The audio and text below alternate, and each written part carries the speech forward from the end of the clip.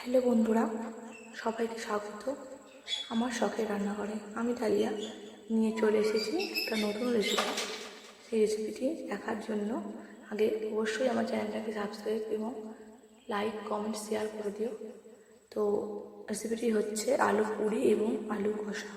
তো রেসিপিটি করার জন্য আমার যা যা উপকরণ লেগেছে তো দেখে নেওয়া যাক আমি এটা কীভাবে করেছি।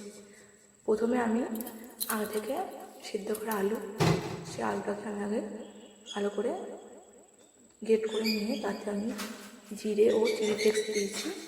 দেওয়ার পরে আমি পরিমাণ মতো ময়দা, 4 চামচ সুজি এবং স্বাদ মতো নুন দিয়ে একটু তেল দিয়ে ভালো করে হাত দিয়ে মেখে নিলাম।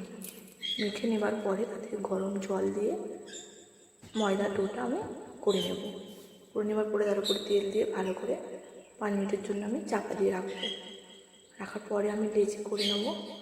লেচি করে নিয়ে বেলে আমি একে একে আমি পুরিগুলো ভাজতে থাকবো। এইভাবে প্রত্যেকটা পুরি আমি ভেজে নিলাম। এবার পরে সেই তেলেতে আমি তেজপাতা, গোটা গরম মশলা, পেঁয়াজ বাটা, আদা রসুন বাটা এবং কাঁচা লঙ্কা দিয়ে তার উপরে একটু টমেটো পিউরি ভালো করে নেড়ে নেবো এবং হলুদ এবং স্বাদ মতো আমি নুন দেবো।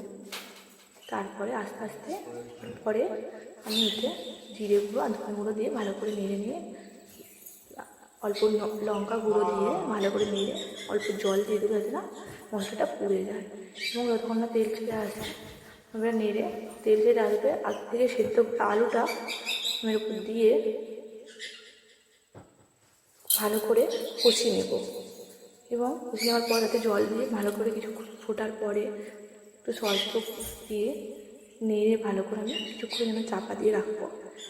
তারপরে করে আমার হয়ে গেছে আলুর দম, আলু কষা আর আলু পুরি। অবশ্যই জানাবেন কেমন হয়েছে।